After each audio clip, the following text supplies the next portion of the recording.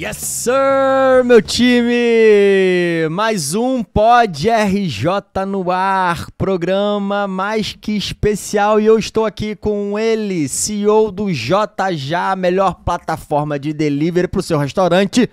Rafael, como tá, meu parceiro? Vamos com tudo. Pod RJ, uma realização da Rio Quality e do JJ. Pessoal, seguinte, vamos se inscrever no canal, por favor. A gente precisa chegar aí a 1000 inscritos, né? Isso tá demorando, tô ficando agoniado já. Vamos lá contribuir pra gente continuar trazendo essas feras aqui, né, PH? Que é só fera que a gente traz aqui. Eu vou falar. O custo de assistir esse programa vai aumentar agora, hein? Vai aumentar. Vai custar um clique nesse botão aí de se inscrever. Porque tu não tá se inscrevendo, meu parceiro. Exatamente. Ajuda a gente a manter o alto nível, o alto padrão do food service, do negócio de restaurante. Eu sempre falo, a gente idealizou essa parceria entre Rio Quality e JJ porque nós queríamos criar uma vitrine para você, dono de restaurante, dono de confeitaria, dono de padaria, que vive de vender comida, ter um lugar para você expor o seu negócio, atrair mais clientes, vender mais franquias. Então, galera, o Pod RJ é nosso. É isso. Vamos fazer ele explodir. Senão eu vou ligar lá pro YouTube e vou falar assim, ó, proíbe de assistir os vídeos quem não se inscreve. Que a gente já tá com 50 mil visualizações no canal, cara. Pô, é e bastante. a gente, não tem os inscritos. A galera tá vendo, mas não tá apertando nenhum botãozinho, por favor. Para tudo e clica lá, porque hoje o convidado, irmão, o cara sabe tudo de marketing, comunicação, de cozinha, e a gente vai poder realmente tirar o couro dele como se ele fosse um bacon em manta. Exatamente. Desse meu parceiro. O cara é um garoto prodígio, né? Ele aos 17 anos, ele entrou na faculdade de gastronomia. Já teve à frente de diversas operações. Com 17 anos mesmo, ele já começou a trabalhar dentro das cozinhas. Já trabalhou com chefe renomado. Eu tô aqui hoje com nada mais nada menos do que Gabriel Nigro. Cara, seja bem-vindo aí. Porra, prazerzão tá aí Você com é fera, vocês. um prazer falar fera contigo são vocês, cara. Convitaço desse aí, pô.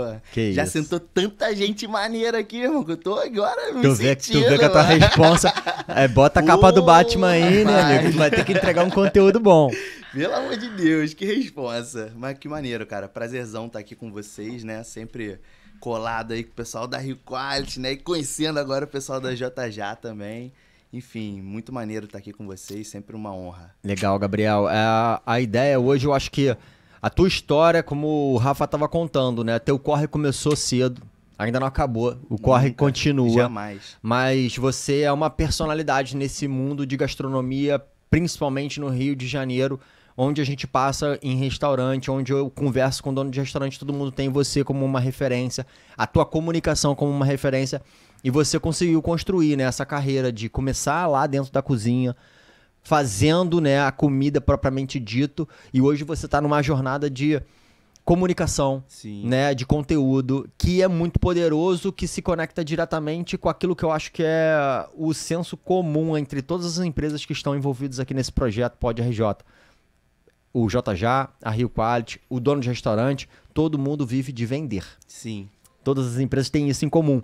E o teu conteúdo, a forma de você hoje usar o marketing, principalmente o marketing digital, está muito relacionada a isso, né? E eu acho que essa é a nossa oportunidade de conseguir explorar essa jornada aí e levar para quem está nos assistindo e começando lá o seu negócio, ou ainda não está muito entendido dessa Sim. parte de marketing, a gente poder pegar um pouquinho desse teu know-how. É isso aí, a gente queria conhecer um pouquinho, você contar para os nossos ouvintes um pouquinho da sua história e depois a gente ainda faz de perguntas.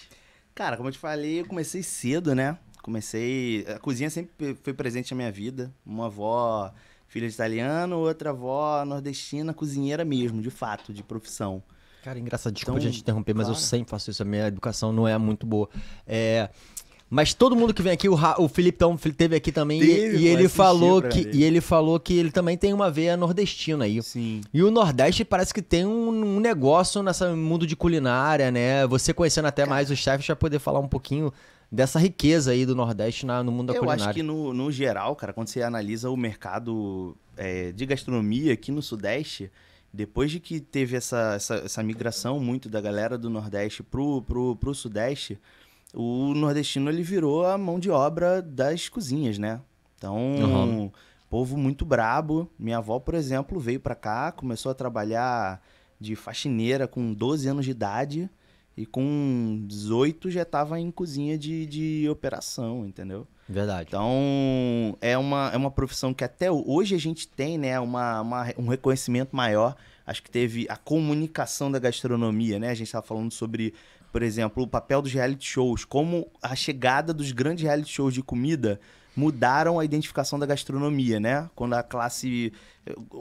entrou isso na televisão, né? E as classes menos favorecidas começaram a ter contato, a entender o que era um aspargo, que era uma coisa que não existia aqui, criou essa demanda.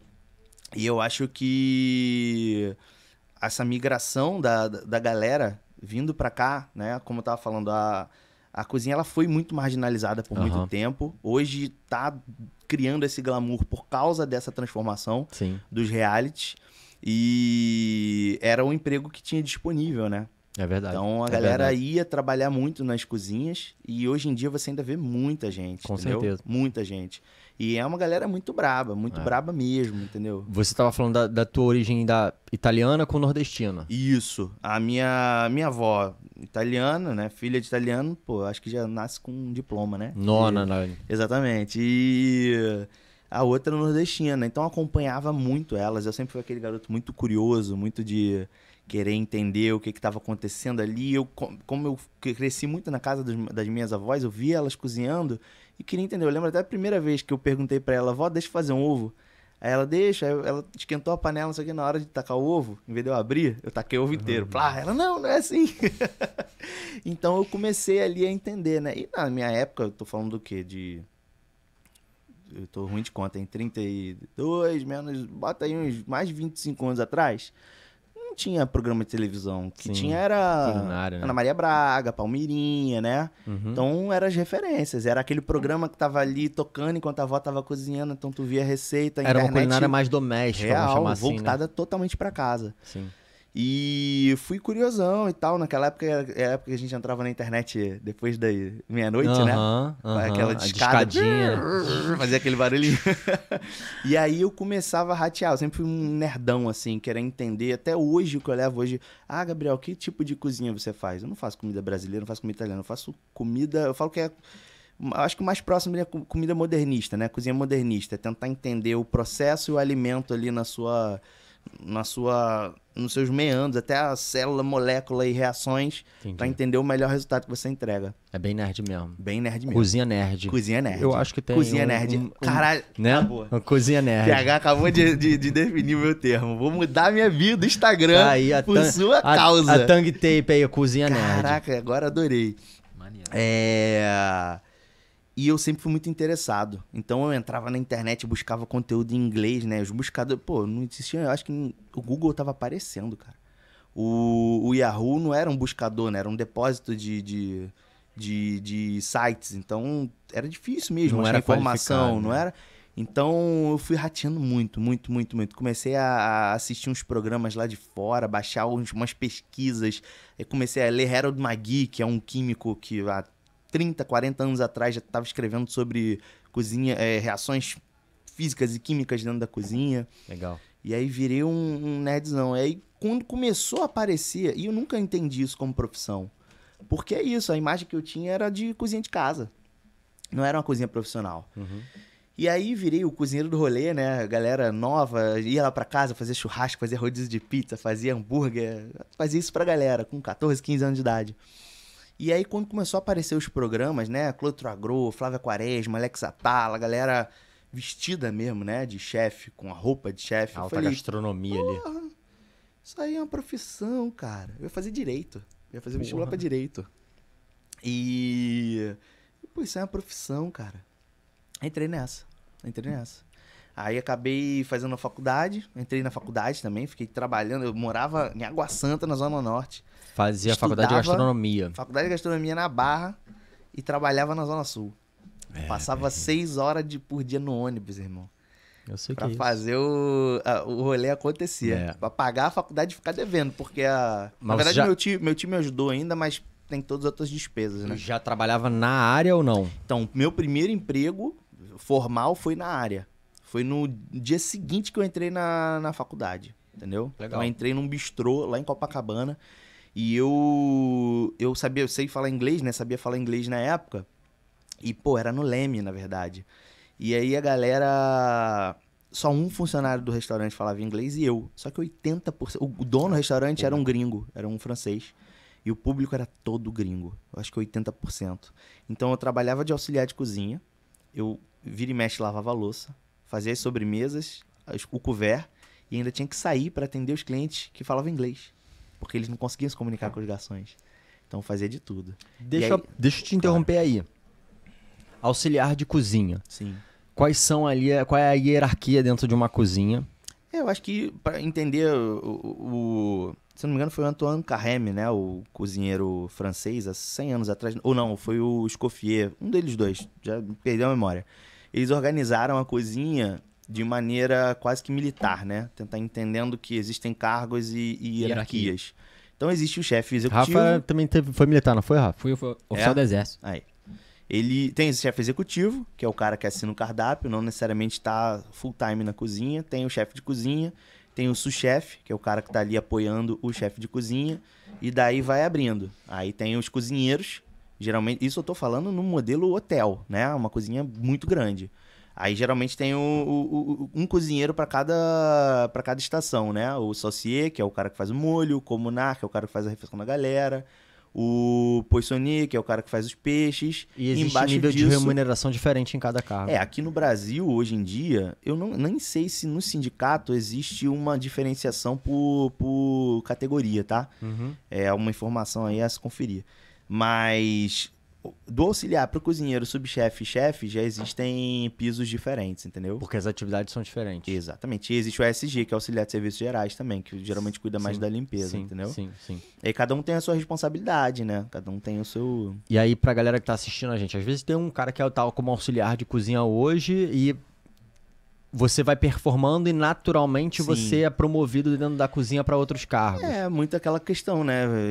Aprende na prática ali. Aprender, exatamente, para ir crescendo e preenchendo as lacunas, né? As coisas são... E é natural quem faz uma faculdade de gastronomia começar como um auxiliar de cozinha. Super. Na verdade, eu comecei como auxiliar de cozinha porque eu procurei emprego, mas geralmente a galera procura estágio. Mas estágio não ia pagar minhas despesas, entendeu? Sim. Depois eu estagiei também, tá? Cheguei a fazer estágio quando eu tava com outro rendimento, mas... E aí vai daquilo, né? Tem gente que fica anos num lugar. Quando eu comecei a faculdade, eu pensei, mano, eu tenho que aprender. Eu entrei nesse restaurante, aprendi o que tinha que aprender, aí bateu na porta assim, porra, dá pra trabalhar aqui, ó, no restaurante Coletor Agro. Aí fui pra lá. Aí fiquei alguns meses lá, tem uma vaguinha aqui no hotel. E aí foi aproveitando.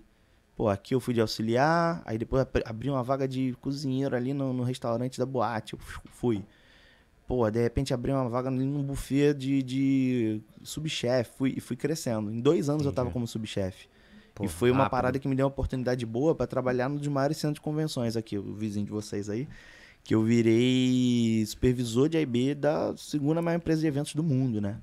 E aí foi muito legal, né? Eu comecei a perceber, assim, a faculdade foi muito legal pra mim no sentido. Acho que cozinhar você vai aprender, se você quiser, até fora da faculdade, tá? Sim. A faculdade vai te ensinar técnica, mas na prática ali tu vai aprender de boa. Uhum. A faculdade, ela mostrou que existe a cozinha além da cozinha, né? Tipo, as preocupações de nutrição, higiene, boas práticas, marketing. Sim. E quando eu conheci o marketing, abriu a minha mente. Eu comecei a ver, cara, é isso. Esse caminho é maneiro, hein? Gosto disso. E fui começando a ratear. Quando eu entrei nessa empresa, a gente teve uma oportunidade muito maneira que foi fazer o Rio Mais 20, onde eu tive a oportunidade de criar um restaurante orgânico a quilo. E não existia. Tô falando de 2011. Não existia isso no... Eu acho que nem sei se existe 2012. hoje. Eu acho que deve ter. Não sei nome de cabeça, não. Mas na restaurante época, aquilo orgânico. E olha, era orgânico do pão à carne. Eu sei que tem à la carte. Sim, mas sim. Aquilo não lembro. Era do pão à carne, tudo. E, cara, foi um sucesso. A gente fez sem gastar um... Quase que eu soltei um palavrão aqui agora. Estamos em casa. Tá suave? Tá suave. Mais 18? Uhum.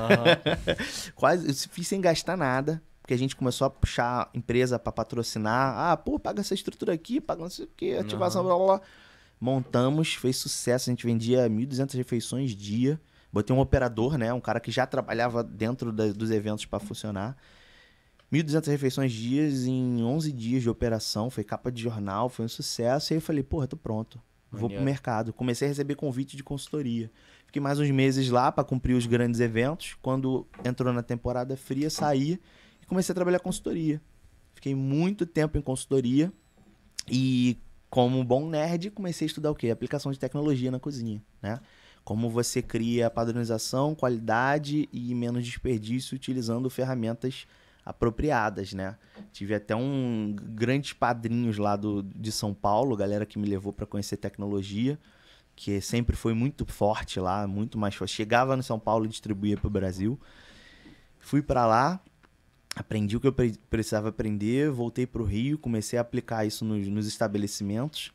E aí comecei a entender a rede social, né? Entrei na rede social. Na verdade, eu não comecei a entender, eu comecei a entrar como um usuário. Me dá um exemplo dessa aplicação de tecnologia na padronização. Uma aplicação de tecnologia, por exemplo, eu consigo fazer um processo que você solta um hambúrguer de 3 a 5 minutos da sua cozinha. Entendeu? Uhum. Porque você faz uma pré-cocção com qualquer tecnologia que use o sous vide, né? Que é um conceito de você embalar o alimento a vácuo, cozinhar em baixa temperatura e resfriar. E ele não então, perde crocância na casca? Na verdade, depende. Por exemplo, eu já apliquei esse processo de diferentes formas. Porque é justamente isso. A tecnologia, ela existe da caneca ao copo de cristal. Ela existe de todos os preços. A energia tem que nuclear entender faz de várias formas. Tem que entender o que cabe no teu bolso.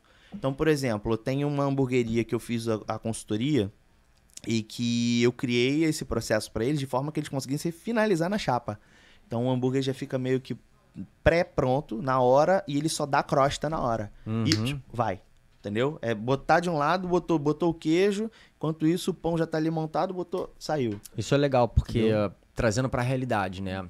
A Rio Quality vive de vender produtos. Sim. E a gente veio agora em 2020, eu considero particularmente que no Rio de Janeiro, foi o boom de smash. Sim. Todas as hamburguerias começaram a adotar algum tipo de prato com smash, porque era um hambúrguer mais barato, de menor gramatura, e, ou seja, conseguia ter maior giro ali, porque ofertava ele mais barato lá na ponta.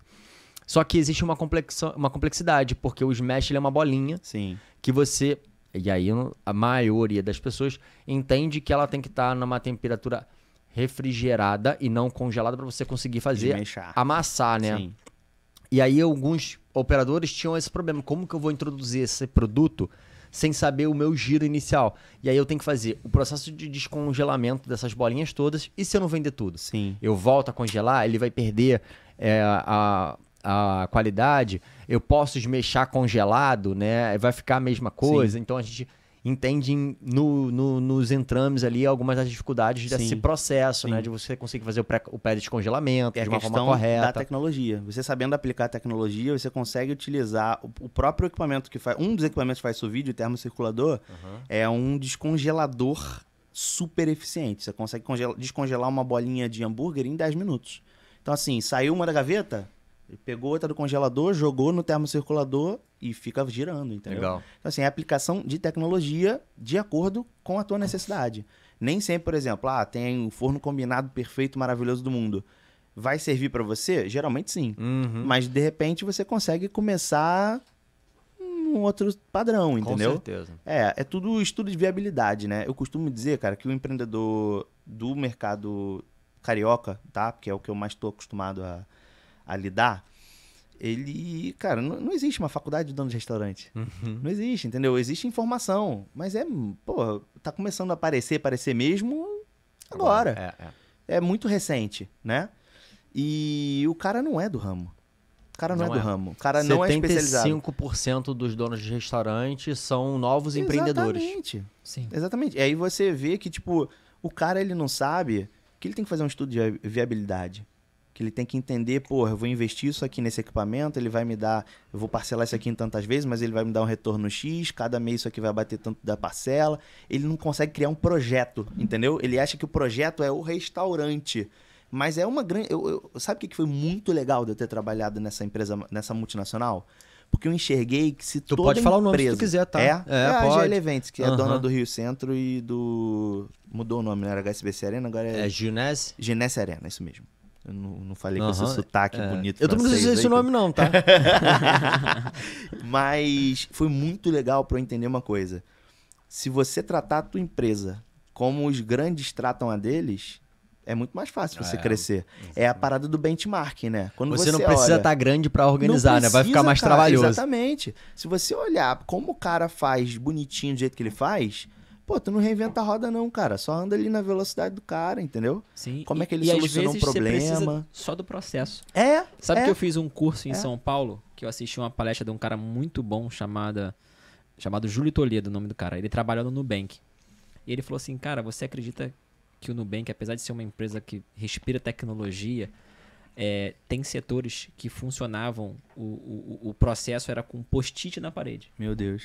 E aí você fez, mas era muito bem estabelecido o processo. Sim. Então, ou seja, nem sempre você precisa Sim. de muito dinheiro e de tecnologia, Exatamente. você precisa de processo. E o processo adequado à realidade. O processo adequado que, por exemplo, se você der uma Ferrari na mão de um cara que não passa da terceira marcha, o que adianta também, né? Então tu tem que entender ali o parâmetro, né? Sim. Legal. É o que acontece muito, por exemplo, o cara ele quer ter um restaurante irado, conceito pipipipopopó, quer pagar mal o funcionário. E nesse ponto da tecnologia, né, a gente até conversou nos últimos programas sobre isso. Em conversa com donos de restaurantes e consultores de restaurantes, motivado por esse movimento que o McDonald's fez recentemente de botar Sim. lá uma loja totalmente automatizada, né?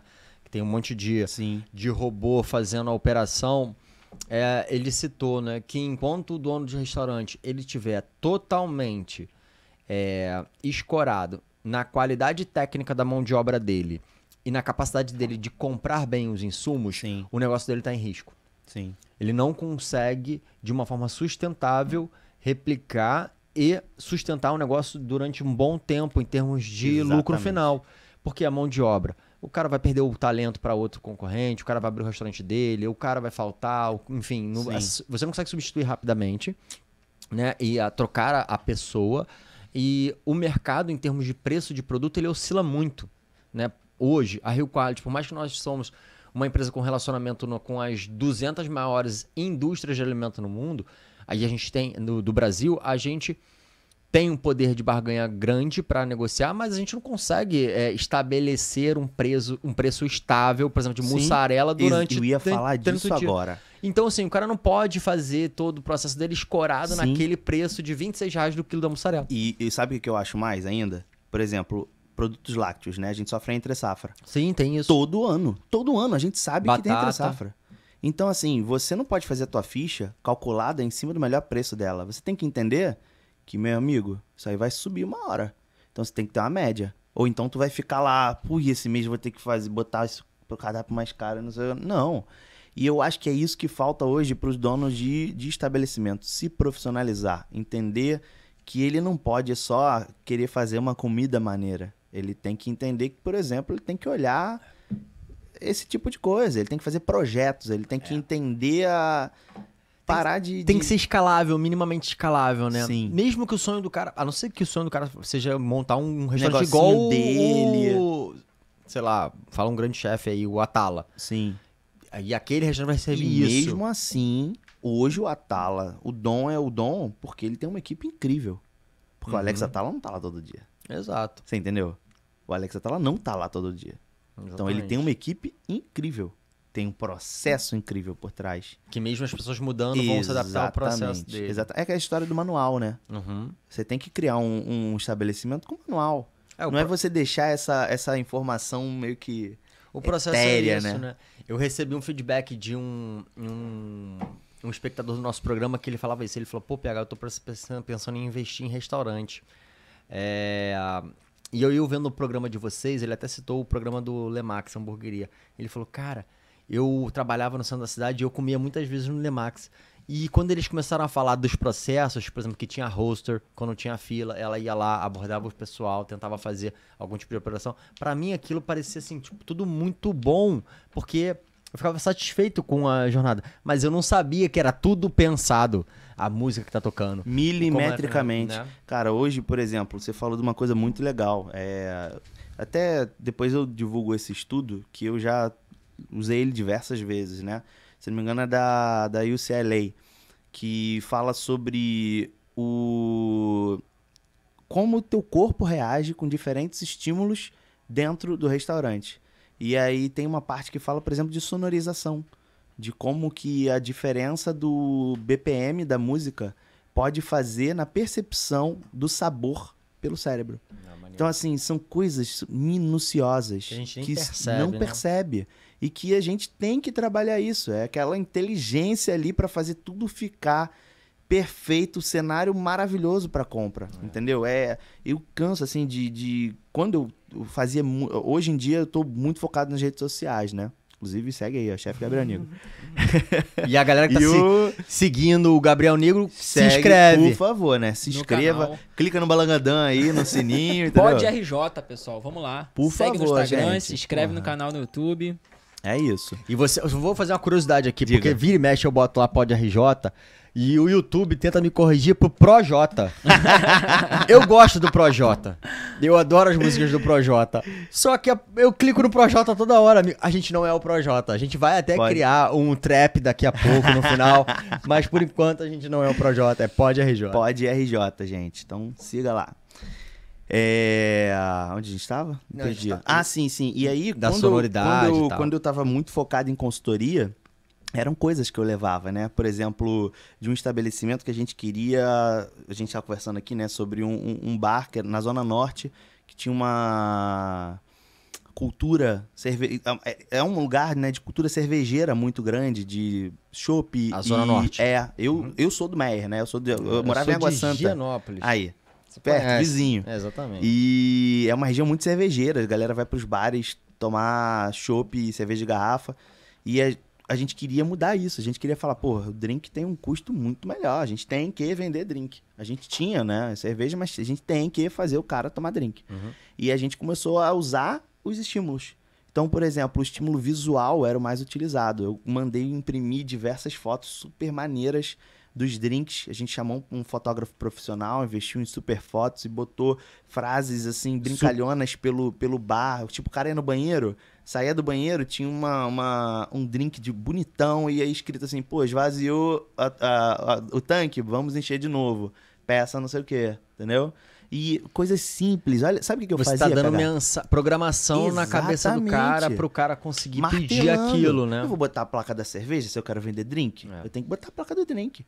Sabe uma coisa... Cara, tinha uma parada que era muito banal. E que se eu faço em qualquer lugar dá certo. Tinha um drink lá, que ele vinha numa taça coupé, muito bonita. Ele era... Que é uma taça coupé? Sabe aquelas taças de champanhe antiga, que são meio Sei. redondinhas, que a galera... Sei. É isso. E era um drink azulão com uma decoração amarela. Então, pô, azul e amarelo, as cores que batem. Tipo Cara, Suécia ali, né? meu irmão, o negócio pá! Aí eu falava pra bartender assim, ó, faz um de mentira pra mim, sem álcool. Botava na mão, cara, dava algumas voltinhas no salão, saía 3. É isso. A gente fala disso. Você teve recentemente Banal. num cliente Rio Quality, enfim, que é o Jack the Burger, Sim. no Uptown.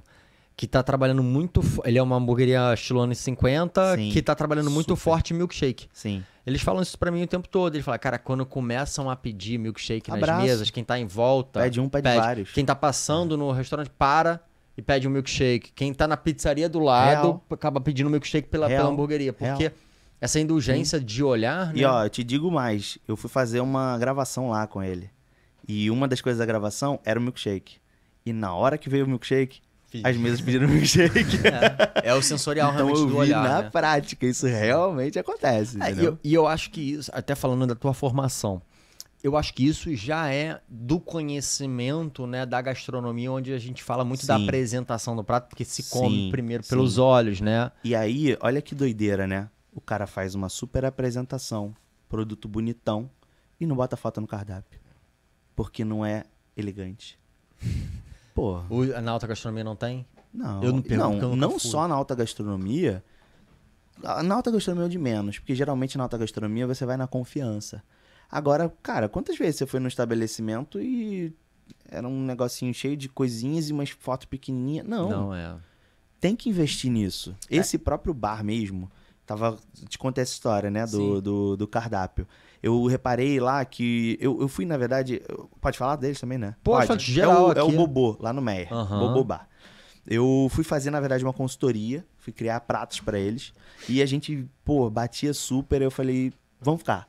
Aí eu parei minhas consultorias e foquei ali. Fiquei 2 anos no Bobô. Eu cheguei lá... chefe executivo? Então, na verdade, eu falava que eu era o chefe e o bar taranter. Não era o restauranter. Porque eu cuidava de lá como um todo, mas a parte do marketing ficou muito na minha mão. E eu vi que era um público 25+, que queria uma coisa bacana sem sair do Meyer. E aí eu falei, vou pegar na infância desses caras. Porque eu vi que os clientes estavam... A gente fez essas fotos maneiríssimas com um camarada meu que tá em Portugal. Isso é o food stylist que se chama ou não? Na verdade, food stylist eu que faço. Também é uma coisa que de vez em quando eu faço. É porque, tecnicamente, até pra quem tá assistindo... Sim. Eu não sei se o food stylist é o fato de você fazer uma foto conceitual na de verdade, prato. O food styling é você montar a comida pra que ela fique apresentável na foto. Tá bom. Entendeu? Porque, por exemplo, você pode fazer o prato mais lindo do mundo. Se ela não tiver, por exemplo, um hambúrguer, geralmente a gente monta inclinado.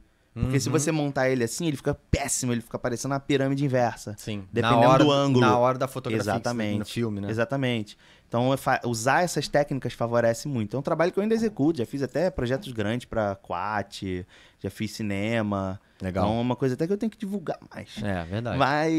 Porque hoje tudo é a fotografia, né? Total. A gente fala disso o tempo todo. Total. Se você tá no restaurante Total. e aí você tá pegando o cardápio é impresso, não tem foto, você vai no Instagram dos caras. Sim. E aí você escolhe pela E foto. aí, exatamente isso que aconteceu. Era 2018, a gente fez essas fotos iradas, porque o Eduardo era um super fotógrafo, ainda, né? Super fotógrafo. E eu com as técnicas de food stylist. Então a gente fez umas fotos maneiríssimas. Foi pra internet. A galera pirou. Cara, a galera parou de usar cardápio lá. Eu comecei a reparar que o pessoal chegava no restaurante, pegava o celular. Eu quero isso aqui. Pra beber, eu quero isso aqui. Eu falei, caraca, tá pegando mesmo. Sim. Aí eu pensei, eu tenho que explorar mais isso no cardápio. Já tinha foto, mas não tinha foto do jeito que eu queria. E lá foi muito legal, porque assim, eu criei louças instagramáveis. Então, o frango a passarinho vinha num ovinho de cerâmica que o garçom abria na mesa. A costela no bafo vinha numa churrasqueirinha de inox que o cara abria e saía fumacinha. O queijo coalho vinha numa churrasqueirinha igual ao do queijo coalho da praia. Todos os pratos tinham uma instagramização. Tipo, tinha um coração flambado que vinha num prato formado de coração embaixo pegando fogo. Animal. Tinha umas pegadas assim muito legais. Inclusive tem um projeto... Vou segurar então. Vou segurar. Não vou falar dele ainda não. Calma, Vou segurar. É muita informação. A gente vai... Vou segurar. A gente vai chegar nisso. Eu aproveitar que você tá falando disso. Poxa, seria bem interessante se um dia você pudesse compartilhar isso com os clientes do JJ, né? Dar uma palhinha, né, desse trabalho, né, de criar coisas instagramáveis, essa criatividade toda que você tem, né? A gente tem um curso aqui na empresa toda terça-feira, né? Eu dou um curso de como performar melhor no delivery. Sim. E aí, só que eu fiz esse curso durante o ano de 2022 inteiro. Sim. Então, tipo assim, o pessoal tá de saco cheio, não aguenta mais o Rafael. Quer novidades. Exatamente. Então a gente vai começar com um programa agora, a partir de fevereiro. Cada terça-feira eu vou trazer alguém diferente aqui pra falar com meus clientes. Então, aí vai inaugurar dia 28. Tem parada aí pra gente. Maneiro. Com a Bia Fraga, dia 28. Sim. A Bia Fraga deve falar sobre precificação. Sim, conheço ela, pô. Gente e assim, fina demais. E aí, porra, quem sabe uma terça-feira você não vem pra falar, vai ser um prazer pra gente aqui. Maneiríssimo. Pra falar com os nossos clientes e, enfim. Não, e tem tudo a ver, né? Fica aí, até o final vai saber aí de um projeto novo que eu tô lançando, tá? Então fica aí até o final, ouve a gente. Mas só voltando ao que a gente tava falando pra fechar o ciclo, fotos, louças instagramáveis. Vi a galera fazendo isso. O que eu fiz? Eu fiz o cardápio todo fotografado. Literalmente. Legal. O cardápio eram 2 álbuns de fotografia. Por isso que eu falei que eu atingi na infância. Porque eu botei um álbum da Kodak e outro da Fujifilm. Aí, da parte na lateral do cardápio tava assim, 2018, comidas. Do outro lado, do outro, 2018, bebidas. Então o cara abriu o cardápio. Depois eu até mando a publicação pra vocês que eu tenho isso até hoje. O cara abriu o cardápio, tinha uma foto da comida E aí do lado, na outra foto, tinha a indicação do drink, que era pra harmonizar. Porque eu queria vender drink. Maneiro, maneiro. E aí na bebida, a mesma coisa. Tinha o drink e do lado, a harmonização de E comida. você tem informação de aumento de ticket médio, alguns dados quantitativos então, aí? A gente teve um aumento de 65 para 80 reais na época. Legal. De ticket médio.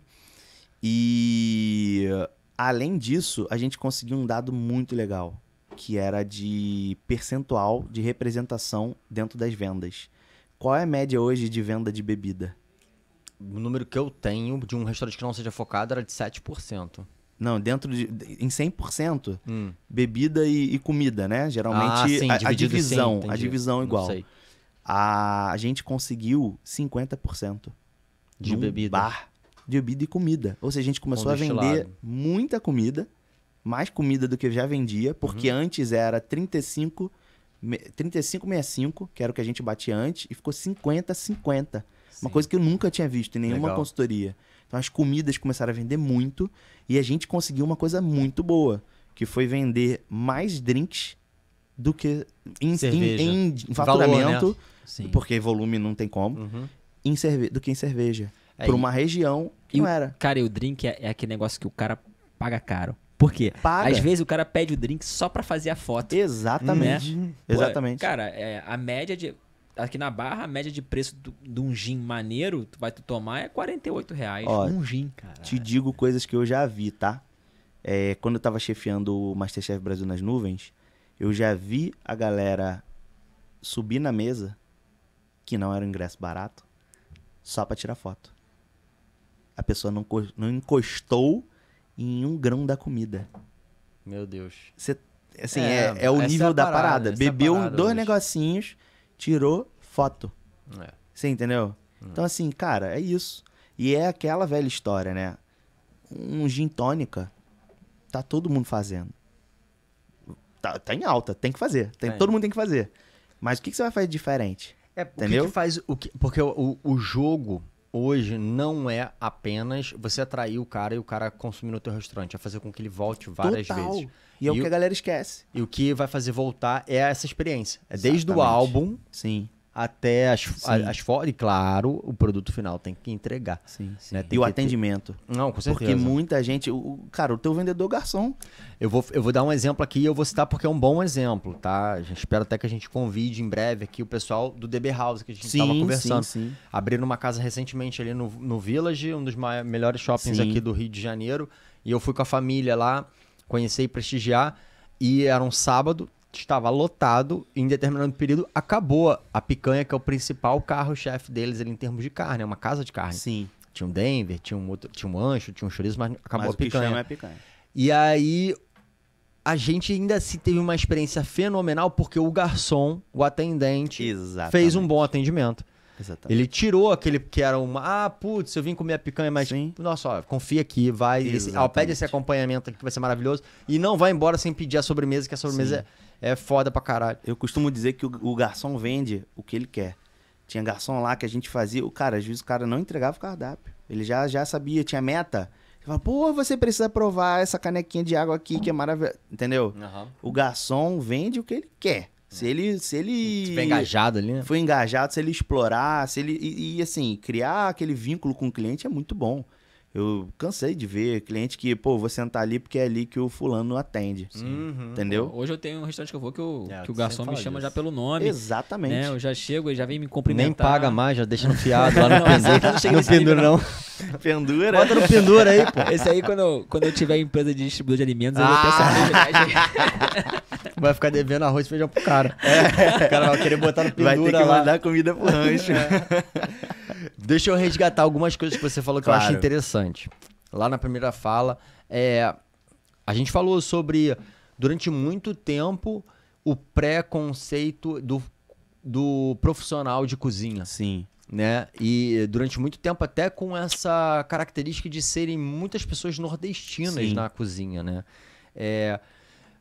Você acha que tem uma relação da dificuldade da vida de algumas pessoas que saíram lá da sua terra natal, procurando emprego, às vezes estão numa situação, morando numa comunidade que tem ali alta alta interferência do tráfico, Sim. que a gente sabe que no Rio de Janeiro não é raro, né, isso acontecer.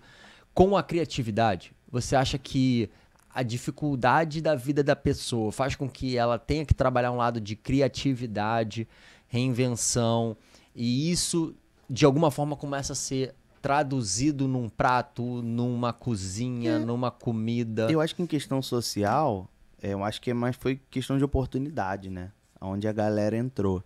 Mas eu acho que a criatividade é muito pessoal, né? Não muito tá relacionada à história. Sim. Não, também tá. Porque, por exemplo, eu gosto de trazer pra minha comida o que eu vivenciei. Então vem da sua vivência, né? E esse é o lado cruel da gastronomia. Porque, por exemplo, por mais que eu não era um cara, eu não tinha uma família, não era uma família com dinheiro. Na verdade, meu pai até teve uma condição bacana, mas quebrou. Então, assim, quando eu comecei a fazer faculdade, eu tava num dos piores momentos financeiros da vida. Mas, quando eu comecei a fazer a faculdade, eu comecei a trabalhar e parte dos meus recursos eu comecei a direcionar para, vou conhecer o restaurante do fulaninho, vou conhecer...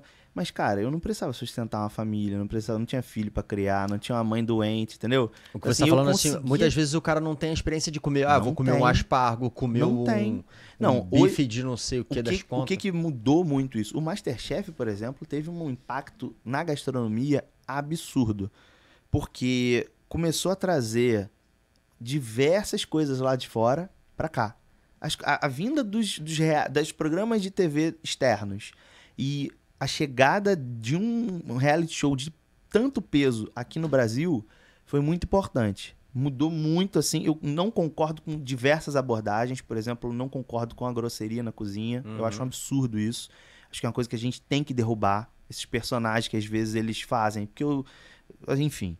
Não acho que é bacana. Eu acho que certeza. Isso picha o mercado. Não precisa de nenhum ambiente de trabalho, Mas né? é TV, né? TV vem de show. Mas é assim o ambiente? Já Existe a grosseria? Já foi muito. Eu já tomei tapa nas costas, batida na mão, já passei por isso, tá? Inclusive. Mas hoje em dia, cada vez menos, e a gente sabe que isso não é bom para o ambiente de trabalho, entendeu? Hoje, por exemplo, uma coisa que eu bato na cabeça da galera, mano... Bota uma climatização na sua cozinha. Existem estudos, 60% de produtividade que um operador ganha. 60%. É porque um calor de 70 graus? Brincando. 65 fácil, se você ficar do lado da chapa. Você entendeu? Então, assim, você tem que dar condição de trabalho. Não adianta você querer o melhor do cara e você querer que o cara trabalhe no chiqueiro, entendeu? É óbvio que tem toda uma problemática do cara não saber cuidar, mas assim, se é o teu negócio, tá botando ali pro cara usar, cara, capacita ele. Eu já cansei, eu trabalho com tecnologia, então, por exemplo, hoje eu tenho uma lanchonete que faz os meus pratos, que é o Oxifood, e que trabalha com sous vide, com chapa de vidro, sabe? Com coisas que são delicadas e que tá lá, ó. Se você entra na cozinha, pode chegar lá, pedir pra entrar na cozinha, você vai ver que tá zero bala. Você entendeu? Então, assim, capacita os caras, cria um programa ali de... Ah, não, a galera acha que é chegar, jogar... Né? Não é, cara. Agora, voltando ao que o PH falou, né? Eu acho que ele quis trazer uma pegada assim, porque muitos chefes, pessoas que cozinham bem até têm origem nordestina. E ele quis entender, será que os caras também cozinham bem? Se tem a ver com a relação de dificuldade. O fato do cara ter dificuldade, ele tem que criar com um pouco que ele tem. É tipo aquela história, não sei se você já ouviu, dos escravos do cafeijoada? Que a feijoada surgiu... Que é uma lenda. É uma lenda. É mentira. É mentira. Então, Então, os portugueses já consumiam miúdos porque eles passaram por péssimos bocados, né? Então, já existiam pratos de cozidos com miúdos, entendeu? Inclusive, miúdos vem E era de Portugal. com feijão. Não, o cassoulet, por exemplo, que é um prato francês, é com feijão branco. Tá entendeu? porque... Mas pior que é convincente a história, né? Porque convincente. os caras... O storytelling é bom. Aí que tá o que eu quero fazer na gastronomia. É o copyright perfeito. É mudar essas lendas, cara. Por exemplo, quer uma parada que impacta todo mundo? Pra você fazer uma carne, você tem que selar ela? Eu não entendo nada de cozinha, cara. Mas eu tenho meu selar ponto perfeito é tudo queimado na minha casa. Então eu sempre também queimo as gosto minhas bem comidas passado. todas. A galera fala assim, pra você fazer uma carne, você tem que selar a carne porque aí ela não vai desidratar. Mentira. Isso é uma lenda. Quando você sela a carne, a proteína, a partir de 50 graus, ela tá desnaturando. É como se fosse um Perfex molhado que você começa a torcer. O que acontece com ele? Quando você puxa Sai e a torce, sai a água. Então é isso que acontece com as células. No momento que você tá torcendo esse perfex, tá selando essa carne, isso tá acontecendo nas camadas exteriores. Só que também tá acontecendo a reação de Maillard. Reação de Maillard é uma transformação entre a proteína e os açúcares da proteína, que é o glicogênio, que geralmente fica acumulado nas células de carne, na carne, nos músculos. E essa reação que cria aquilo que a gente chama de caramelização, porque não é uma caramelização. Caramelização é a pirólise do açúcar, é outra reação. Esse composto criado na reação de Maillard, ele gera salivação na sua boca. Então, parte da umidade que você sente é a tua própria saliva. E tá vendo aí você que tá igual a Nazaré agora naquele post assim, ó. De outra volta esse grande casaquinho. Toma essa surra de conteúdo aí, porra. Você pode RJ. Reação de Maillard e pirulização, sei lá do que. E aproveita e se inscreve. Agora, por favor, clica no Balangandã pra ser notificado com os vídeos novos, entendeu? Continua. É isso. E aí, por exemplo, por que você usa o sous vide, né? O que é o sous vide? É você embalar um alimento a vácuo em baixa temperatura. Quando você cozinha um alimento em baixa temperatura, você tá falando o seguinte, porra, o centro dele eu gosto que ele esteja a 57 graus. Então, meu amigo, imagina se ele tiver de 57 graus de ponta a ponta, o que vai acontecer? Ele vai estar da mesma ponta do centro. Então, a cocção em baixa temperatura, você consegue fazer com que o calor entre gradualmente sem danificar a mais a proteína. Eu tô falando do sous vide só pra carne, tá? Porque geralmente é o mais impactante. Mas eu faço sobremesa no sous vide, né?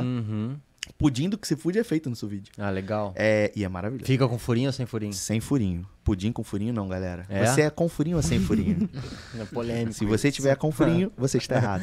Tô brincando. Com pudim se você quiser. Porque justamente isso. Por exemplo, o ovo a 60 graus tá desnaturando a proteína do ovo. Então você bota a 60 graus e você segura aquela desnaturação, entendeu? Na verdade, o furinho acontece com alta temperatura, né? A água começa a borbulhar e os gases começam a subir. A alta temperatura mais tem a ver com a grumosidade do pudim, né? Quando aquele pudim já tá meio pedaçudo, sabe? Sim. Agora, a carne é isso. Então, por exemplo, quando você corta a carne do churrasco, você vê que ela fica cinza e ela vai avermelhando pro centro, né? Quando você faz no baixa temperatura, ela tá a mesma cor do centro, ponta a ponta. Só com um rasguinho, com uma capinha fininha da parte de selar. Você não vai deixar de selar. Você vai selar por quê? Porque aquele sabor ali é maneiro. Entendi. Aquele sabor ali é bom pra caramba. É uma transformação da proteína com açúcar, entendeu? É muito técnico o negócio. E isso é maneiro, porque você começa a usar uma tecnologia dessa, por exemplo, o que o sous vide garante? Garante que você... Quando você termina de cozinhar, se você joga no gelo ou no ultracongelador, você está pasteurizando o alimento, dependendo da temperatura e o tempo que você foi. Não é todo exemplo não, tá, galera? Pesquisem, não façam besteira não. E aí você pasteuriza. E você consegue aumentar a validade em um tempo absurdo. É claro que a Anvisa não aceita, mas você tem a garantia que naqueles 5 dias que o negócio esteja embalado, aquilo não vai passar da validade. Entendi. Entendeu? Então, por exemplo, eu já abri carne com 30 dias de pasteurização, perfeito, entendeu? Não faço isso em casa novamente, tá? Isso é uma coisa que... Gabriel, você falou um pouco aqui já, mas eu queria que você definisse pro público aí, cozinha inventiva, né? Cozinha inventiva. Explica um pouco disso pro público. Cara, vou tentar, vou até seguir a minha história pra gente terminar e começar a falar disso, como eu apliquei isso nos negócios por onde eu passei, porque eu acho que vai dar um mapa legal aí pra galera. Quando eu saí desse lugar no meio da pandemia, né, do Bobô, a gente lançou o delivery, teve um resultado sensacional, primeiro mês de delivery fazendo uma venda maneira, e aí comecei a estudar, no meio disso, tava trabalhando mais de casa, ia pouco lá, fazia mais a parte de conteúdo, e a operação estava sendo levada pelo chefe que eu tinha na cozinha. E um camarada meu, fera, eu acho que um dos caras que mais entende de Facebook Ads, o Guilherme Camarata, de repente vocês conhecem. Ele tinha lançado um curso disso, né? Já há um tempo já. Ele falou, cara, faz esse curso, cara. Faz aí, tu vai curtir. Fiz e eu, já tô fazendo... Aí eu comecei a perceber, tô fazendo isso pros outros. Quando eu comecei no Bobô, o Bobô tinha 7 mil seguidores. Eu saí de lá e ele tinha mais seguidor que eu. Tinha 22 e pau. Entendeu? Hoje você tá com quantos? Hoje eu tô com 29.200. 29.200. E seguindo. E aí, faz essa parada. Faz esse curso. Aí comecei a fazer o curso de marketing digital. Comecei a entender ali. E achei que eu já ia entrar na internet e não entrei. Mas comecei a usar o conhecimento de marketing digital. Por quê? Por que eu não entrei, né? Porque apareceram outras oportunidades. O Feu, né? Foi junto com o Kissfood.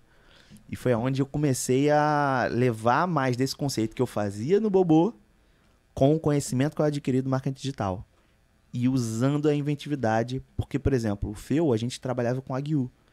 Como é que eu vou fazer o cara não achar essa carne cara, meu irmão?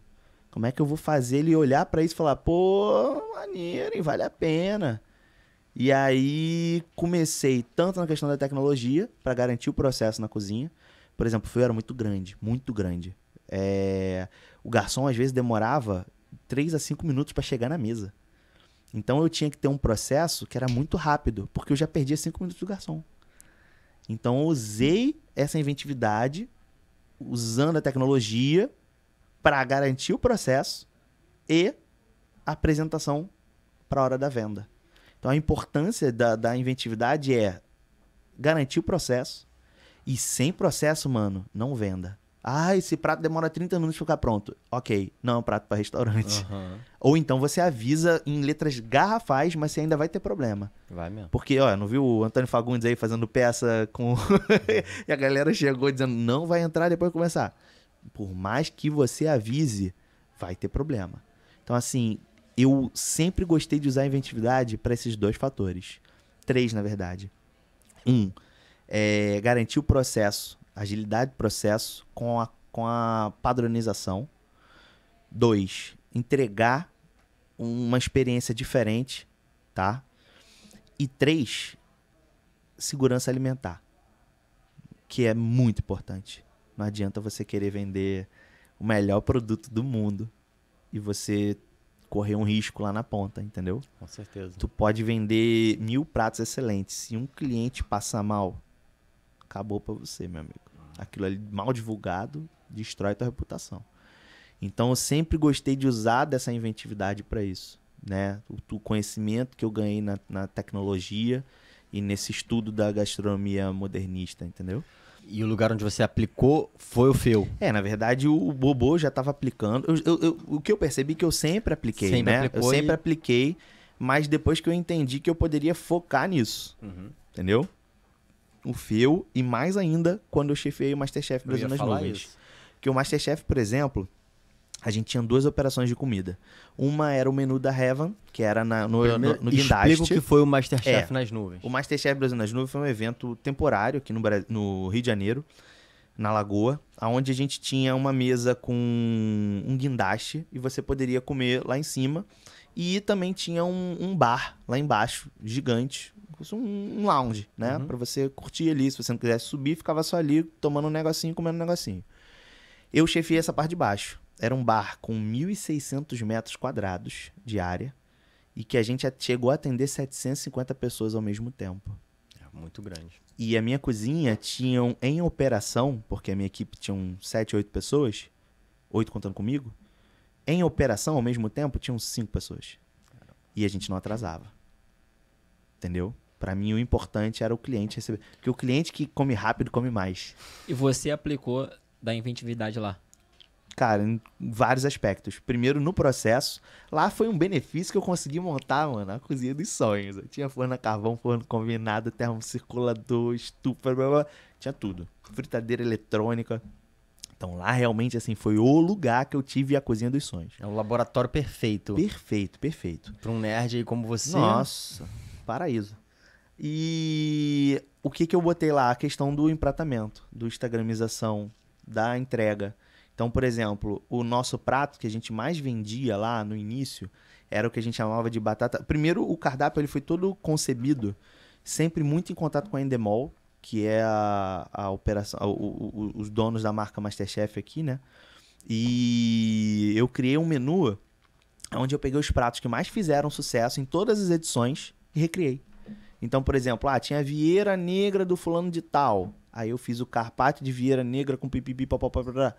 Tinha o steak tartar da Heaven, até que era. Aí eu criei o hambúrguer de steak tartar com alho negro, pipoca. Eu usava os mesmos ingredientes e apresentava de forma diferente e instagramável. Então, por exemplo, eu tinha essa batata frita, foi a única que eu fiz fora do cardápio, que era uma homenagem ao estabelecimento. O que eu fiz? Eu comprei um guindaste, mandei trazer o guindaste da China, botei uma grama sintética nele, e aí vinha eu fiz umas nuvens de batata, né? Que eu fazia um purê de batata, botava ele num sifão, congelava, eu botava numa forma de silicone, congelava, depois de congelava eu empanava e fritava. Então na hora que você mordia era uma nuvem, o negócio sumia na sua boca. E com um gosto de batata muito forte, porque eu fazia uma parada assim quase sem leite. E fiz um purê uma maionese de brasa, que era bem defumadona e tal. E servia isso. Então chegava o garçom com um guindaste na mesa, com uma porção de 6 batatinhas, que devia ter ali uns 200 gramas, e um molhinho. Vamos lá. Quanto custa aí uma porção de batatinha com molhinho? 200 gramas. Batata frita com molho.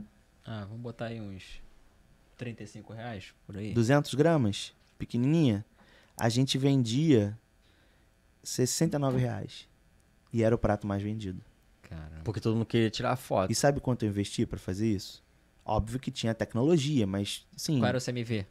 CMV era ridículo. Era Batata, pô. 100. Eu não vou falar do CMV, porque o CMV fala tudo, de né? outras coisas. Mas assim, de custo de produto, não chegava a 8%. Entendeu? Aí tinha os outros custos, né? Luz, funcionário. Mas de custo de produto, não chegava em 8%. Caramba. Entendeu? Então, assim, e a minha pegada sempre foi essa. Cara, eu acho que cada vez mais tá difícil você ter uma saúde financeira do teu negócio.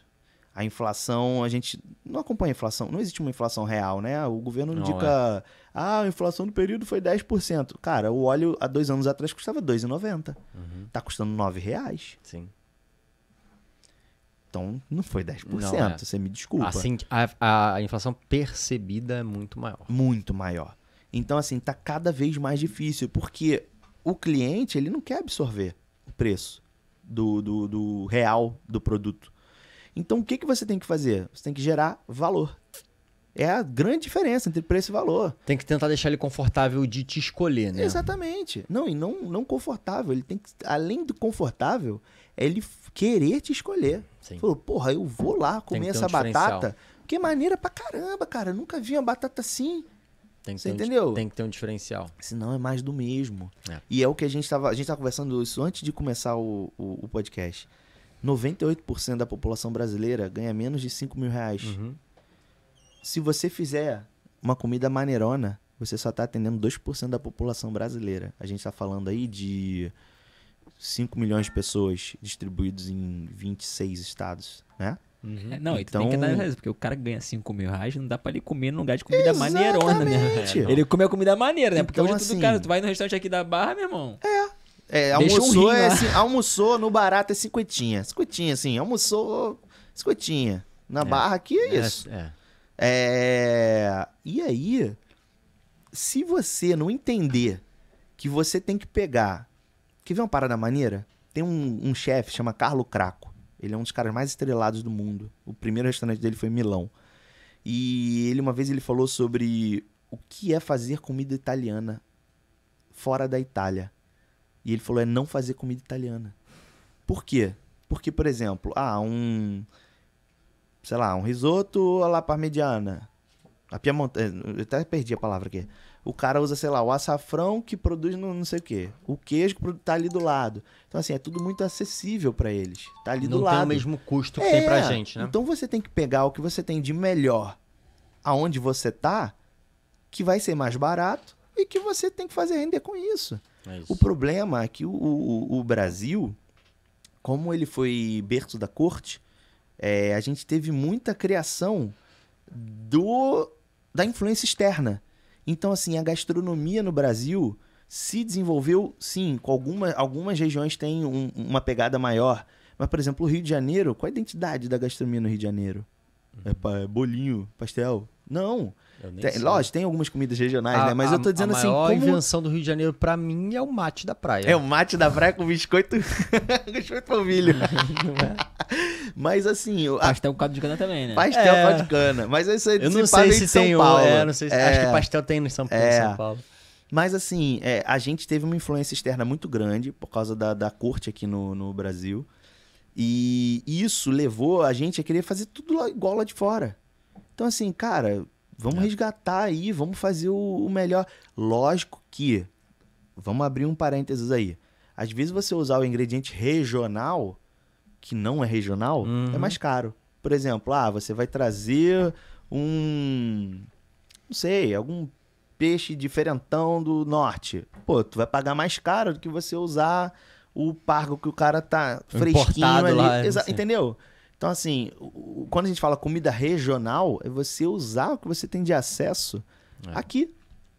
Entendeu? E o povo ainda é uma visão muito eurocentrada, muito... E eu acho que a gente tem que trabalhar mais Super. Na colaboração de passar conhecimento para o dono de restaurante, principalmente, porque existe um vício muito grande em se balizar pelo preço do produto e não sobre o valor do produto, considerando rendimento, considerando aplicação, considerando padronização, como você citou, né? Ó, vou te dar um exemplo. Hoje, como toda quinta-feira é TBT, e hoje eu postei até uma carne que eu fiz no MasterChef, né? Que era uma picanha que a gente fazia no sous vide, e aí fazia uma coisa meio parmegiana e tal, diferentaça.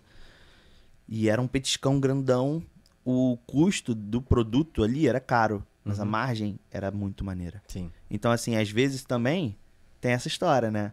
Tipo, porra, a margem dele ali dava margem de 5 pratos. Então tá valendo. Sim. Porque ele tá alimentando 3 pessoas. Então, proporcionalmente, isso tá legal. Então, assim, também entender que alguns produtos vão ser mais caros. Sim. Carne, por exemplo, hoje tá balizando nisso. Quer ver outra parada? Chocolate. Chocolate hoje tá batendo preço do ouro, gente. Sim, e tudo, cara. Exatamente. E não vai voltar o padrão que era. O óleo não vai voltar R$2,99. Ele pode diminuir, mas ele não vai voltar. Exatamente. Né? Então, é muito importante você entender, primeiro, como você designar o valor. E eu sempre levei isso usando a tecnologia e a apresentação, a experiência do cliente. E entender isso, a importância de você trabalhar com um custo baixo, entender que às vezes vai ter um produto de custo alto, mas que você vai, com o valor, você consegue levar o preço dele lá para cima e melhorar na margem. Então é justamente essas... Gabriel, antes da gente começar aqui, você falou um pouco de um projeto novo que você tá aí. Pode falar um pouquinho sobre ele? Claro, posso falar bastante. Então, vocês me perguntaram, né? Quem é o Gabriel hoje em dia, né? Hoje o Gabriel, ele virou o @chef Gabriel Nigro, né? Eu tô completamente focado em redes sociais. O Gabriel, ele ficou o tempo todo lá, fez um mise en place dele mesmo, botou no forno, fez uma cozinha inventiva e agora tá saindo um soufflê de nuvem. De nuvem. Que vem num caminhão muque e taca pra frente. Bota aí na tua cabeça. Então, toda essa história me levou muito para as redes sociais. Eu sempre sonhei em trabalhar com educação e eu entendi a rede social como uma ferramenta de potencializar a divulgação do conhecimento, né?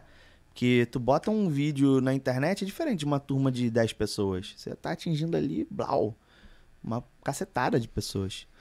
Então eu comecei a entender que a internet poderia ser um caminho.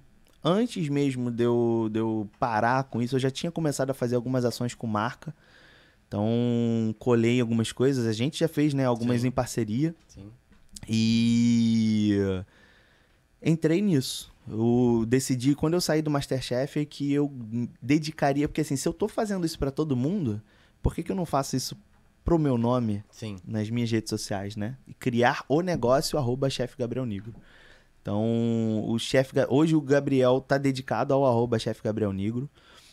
Hoje eu tô presente no... Vou chegar lá, tá? Tô dando uma voltinha aqui para entender como é que eu vou parar lá. Tá completamente dedicado a isso. Hoje muito voltado pro Instagram, há uns meses já entrei no TikTok também, tá iniciando. E o meu próximo projeto de rede social é o YouTube. Legal. Eu imagino que dentro de alguns meses aí a gente vai estar começando a soltar alguma coisa. De um formato bem diferente, bem diferente. Tu vai gostar. E isso daí me consome muito tempo. As pessoas acham que assim, eu tô postando, ó, eu diminui o ritmo, porque eu tive um problema de saúde ano passado, tinha uma pneumonia que eu fiquei um mês parado, perdi toda a minha frente de gravação. E até agora eu não consegui correr atrás da frente de gravação. Então não tô soltando mais conteúdo todo dia, mas pelo menos dia sim, dia não, tem. Inclusive assiste lá a receita de hoje. Mas isso, fazer esse movimento, rede social, me tomou muito tempo. Porque toma muito tempo. Eu sou empreendedor. Agora eu tô até fechando com uma agência pra voltar. Eu tava com uma agência, eu saí da agência, agora eu tô fechando com outra pra tocar meu comercial, minhas operações, mas ainda assim faço muito as coisas eu mesmo, né? Virou o meu ritmo, né? Eu acordo, tomo meu café das 9 da manhã, eu vou pra cozinha, gravo, fui morar num apartamento pra isso, então o meu apartamento é meio que o meu trabalho. Teu estúdio ali? É meu estúdio, virou uma cozinha estúdio. Inclusive patrocinadores. É importante, amigo. Importante. Então eu acordo, 9 horas da manhã, eu acordo 7, faço minhas coisas, 9 horas da manhã eu começo a fazer minhas receitas, meio-dia eu paro pra almoçar, 1 hora eu começo a editar, faço as coisas, então assim, já gravo. Tem uma ali. rotina de trabalho. Eu criei exatamente isso. Hoje eu tenho uma rotina de criador de conteúdo. E isso daí me tomou muito tempo. Porque se você não fizer isso dessa maneira profissional, você não ganha dinheiro. E assim, você ficar postando pra não ganhar dinheiro, o que você tá fazendo? Tá dando o teu tempo ali de graça. Então, o que eu resolvi fazer? Não tava conseguindo atender consultoria. E os pedidos assim, ó, chegando. Até que um amigo meu, que é um super fotógrafo, conheci inclusive fazendo trabalho de food styling em cinema, se chama Daniel Chacos, é um americano que vive aqui no Brasil. Pô, o cara é sinistro, faz filme pra Globosat, HBO. Chegou pra mim e falou, cara, porra, vamos fazer, a gente já fez alguns projetos junto, pô, vamos concretizar um projeto junto? Pra sequência, pra seguir com isso. Aí eu, porra, Dani, com você, moleza. Aí ele, pô, eu pensei, projeto carro-chefe. Você vai criar um prato, a gente vai criar as mídias. Aí eu falei, pô, vou fazer mais, vou trazer toda a ideia de instagramização pra fazer a parada bombar. Então agora eu tô terminando o primeiro piloto desse projeto. Então assim, tudo que eu fazia nos estabelecimentos, só que em vez de, pô, tu tem um restaurante, em vez de eu fazer um cardápio inteiro pra você, eu falo, Rafa, vamos fazer o seguinte, eu vou criar um prato pra você, super instagramável, com garantia da tua operação, não precisa nem mexer na cozinha não, de repente a gente vai botar um negocinho outro ali, mas vamos tentar investir o mínimo pra você ter um prato irado e a gente vai focar nesse prato, a gente vai fazer mídia desse prato, a gente vai fazer um sucesso de vendas. Um sucesso de vendas. Então a gente vai fazer, por exemplo, esse que a gente está fazendo agora é de um restaurante oriental. Então a gente está fazendo, na verdade, a gente começou lá fazendo 3 empratamentos para testar algumas coisas. E é justamente na ideia de que vai passar pelo salão e vai todo mundo ver, e vai todo mundo querer. Legal. E vai ser fotografado, e vai pra mídia. E aí a gente, além de fazer o prato, o Dani vai lá, faz uma parada super profissional, cinematográfica mesmo, pra poder... Conteúdo pra bombar atrair isso. E a gente tá pensando ainda em colocar a parte de agenciamento de figuras públicas, né? Porque aí o cara vai lá, imagina, sei lá, a gente chama dá credibilidade, né? O Big Brother, ou então um cara que tem um blog de comida, pra ir lá e divulgar esse prato, entendeu? Porque às vezes o dono do restaurante, às vezes, tem agência, pô. Ou então o cara faz por ele mesmo, mas a gente quer direcionar essa parada, entendeu? Então a gente cria o prato e essa inteligência por trás da parada. Legal. Que não adianta você ter a Ferrari novamente e viver com a capa, né? Viver escondida dos outros. A gente quer fazer o cara, ensinar pro cara como é que o cara vai comunicar isso, entendeu? Eu acho maneiro porque a gente teve até a fala aqui da Cristina Rufato. Um beijo pra você, Cristina, que fala muito com o segmento de confeitaria e doceria, e ela veio aqui e ela falou de uma forma muito simples a relação do dono de restaurante com o Instagram. Ela falou assim, o Instagram é a nossa loja, né? Se você não tá cuidando da sua loja, da vitrine da sua loja, do atendimento da sua loja, então a sua loja não vai vender. Exatamente. Então eu vejo que esse teu projeto, ele vem potencializar essa loja. Exatamente. Sabe? Exatamente. E sem filosofia barata, né? De falar assim, vamos fazer uma coisa aqui, um vídeo no TikTok, tu não é esperando que aquilo vai gerar resultado. Não, é um prato que Sim. tem que vender e vai ter que dar Exatamente. dinheiro. E eu acho que dá uma coisa que pra mim, nesse ano de 2023, é a grande tendência, que se chama exclusividade. Sim. Eu acho que a gente falou muito sobre a experiência do cliente no ano de 2022, né? Que é a disputa hoje é sobre como a gente oferece a melhor experiência e um contra o outro, nessa comparação. E eu acho que agora a gente já elevou o nível de todo mundo nesse sentido. Agora a questão é, o que você tem de tão exclusivo que vai me fazer escolher a sua experiência, que é tão boa quanto a do outro, ou é bem parecida, que eu vou tomar essa decisão. Né? Então essa característica do carro-chefe, eu acho que dá essa permissão. Real. Né? E eu vou falar por mim. Hoje, o dono de restaurante, ele gasta muito tempo em tarefas operacionais de abastecimento, compra de produto e tudo mais, e ele não tem uma coisa que eu estou encantado aqui de estar conhecendo esse lado mais profundamente do Gabriel, desse conhecimento tão profundo da cozinha, seja na parte científica da coisa, ou seja na parte do marketing da coisa, dele poder realmente parar tempo e falar, caraca, o que a gente vai inventar aqui para trazer venda? Botar a como que eu vou cabeça na trabalhar, estratégia e não o braço a que mão parcerias com marcas que eu vou fazer, porque às vezes a gente tá falando de um carro-chefe que eu tenho certeza que você vai ter as tuas criações e você falar, pensei aqui num projeto com a Vigor, pensei aqui num projeto com a Heinz, pensei aqui num projeto com a Harold, e a gente vai conseguir estrutura talvez de recurso para conseguir fazer acontecer. E até fomenta a indústria, né? Por exemplo, que expõe a marca. Farm Frit. Então, porra, vou ter um lugar que vai ter uma batata frita diferentona, é aí que a gente vai. Então vai fazer a super caixa de batata Farm Frit. Não sei, tô pirando aqui, mas Tu tá falando assim de super, igual esse produto que você criou lá no Masterchef nas nuvens, né? Que tava bem elaborado, assim. Mas, cara, hoje dá pra você impactar o cliente com coisas simples. Esse final de semana agora eu fui num restaurante japonês lá na Zona Sul, né, cara, e eles me impactaram, assim, de forma muito simples. Simplesmente eu entrei no restaurante com a minha esposa e a recepcionista que te conduz, ela chega na porta do salão e fala, seja bem-vindo em japonês.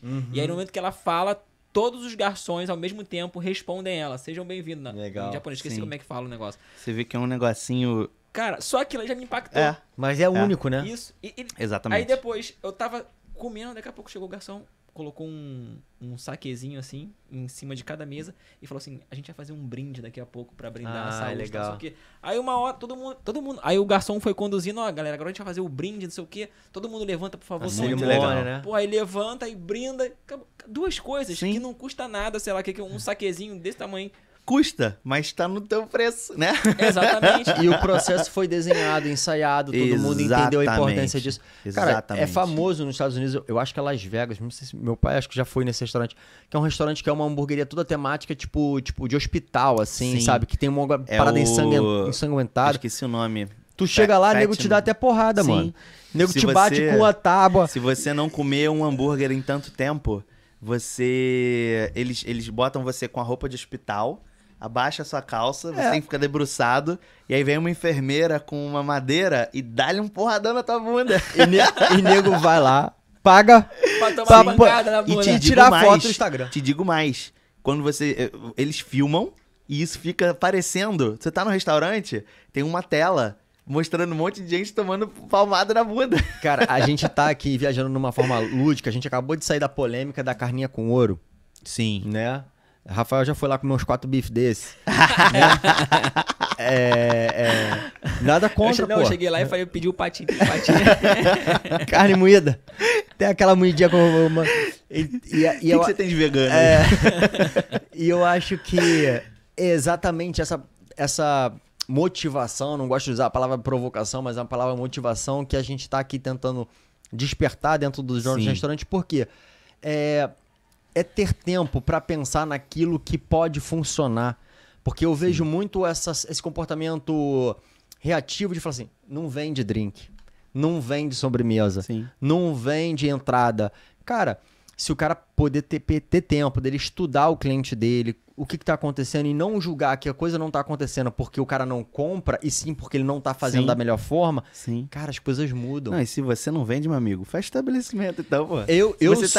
Se você tá tão certo de que não de vai que vender, não né? vai dar certo, mano, É. o que tu tá fazendo? Eu vou Vai jogar baralho, vai. Eu vou citar o DB House aqui de novo, que é uma casa de carne. Sim. Ele falou que o prato mais vendido, né, junto, é o bolo de brigadeiro. Aí. Numa maravilhoso, casa de carne.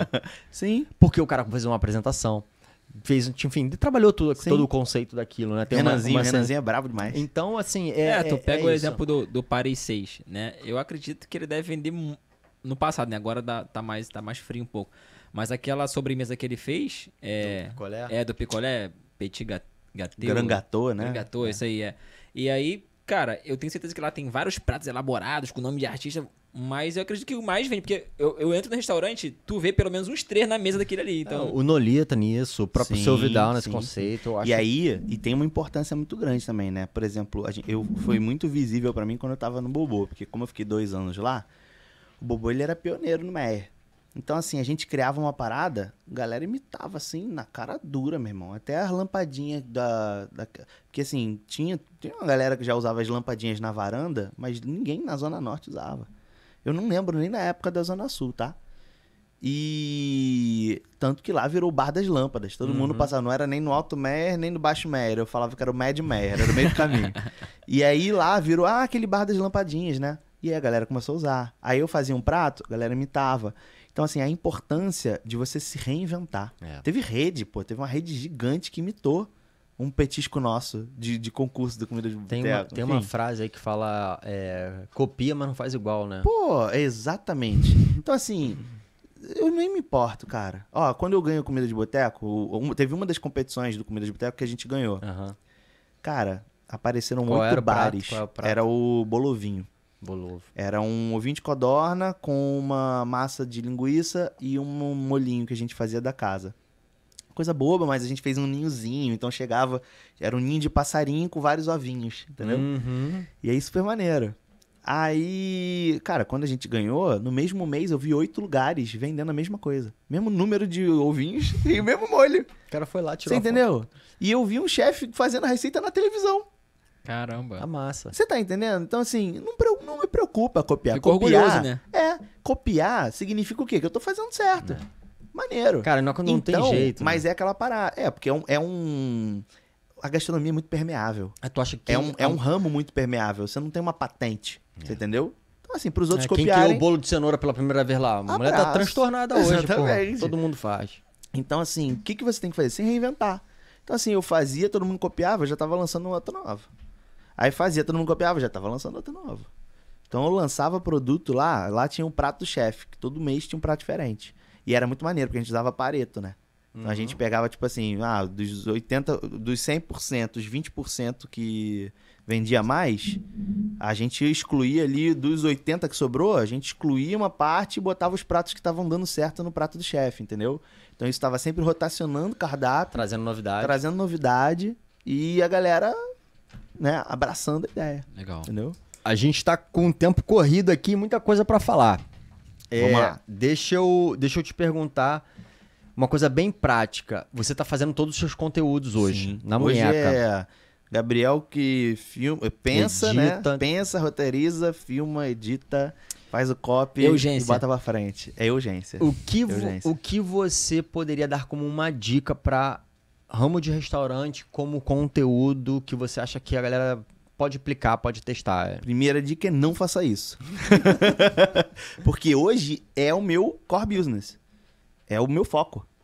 Então, assim, pra mim, encaixou dentro da minha rotina, porque virou minha rotina. Então, pra mim é muito cômodo. Hoje eu produzo 2 vezes mais fazendo eu mesmo, o mesmo volume de horas, eu produzo 2 vezes mais do que se eu tivesse uma agência produzindo. Olha que doideira. Óbvio que em determinadas situações, determinadas publicidades me pedem uma coisa profissional. E aí tudo tem preço também, né?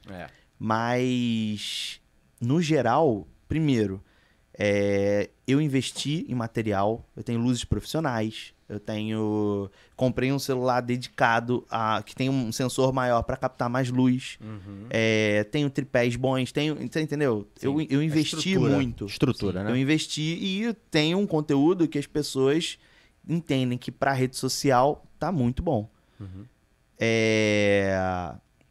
Você vai fazer isso sendo um restaurante? Você vai investir? Não é teu core, né? Não é teu core business. Uma coisa que eu falo também, tá? Não adianta você querer investir milhões e fazer uma produção cinematográfica. Eu acho que o primeiro passo é fazer. Ah, mas tá muito ruim. Cara, dane-se. Os vídeos meus que mais explodiram são os piores. Olha que doideira. Rafael... Piores que eu digo de qualidade. O Rafael fala isso pra mim. Quanto pior, mais engaja, né? Faz acontecer, entendeu? É porque o perfeito é inimigo do feito, né? A gente fica correndo atrás Não, faz. Mas assim, se você conseguir encaixar alguma coisa dentro, bota alguém pra fazer pra você. Se valer a pena, entendeu? Às vezes um cara que já tem 2 estabelecimentos, consegue começar a diluir esse tipo de custo. Mas assim, só de você fazer uma coisa banal, sabe? Legal, food porn. Por exemplo, às vezes você, tem uma casa de carne. Mano, sei lá, pega um vídeo dela caindo na chapa em câmera lenta, o barulhinho. Hoje é vídeo, sabe? né? Hoje é Reels. Cara, então o Reels, ele fala muito com o mercado nacional, né? Então assim, um cara que ele quer atrair cliente pra loja. Investir no regional, não é focar só no Reels, é diversificar. Eu digo que o Instagram é igual economia. Você tem que diversificar. Se tu botar todas as tuas ações na Americanas, ela quebra. Você entendeu? Entendi. Então, assim, você tem que diversificar, meu amigo. Se você não diversificar, lascou. Entendi.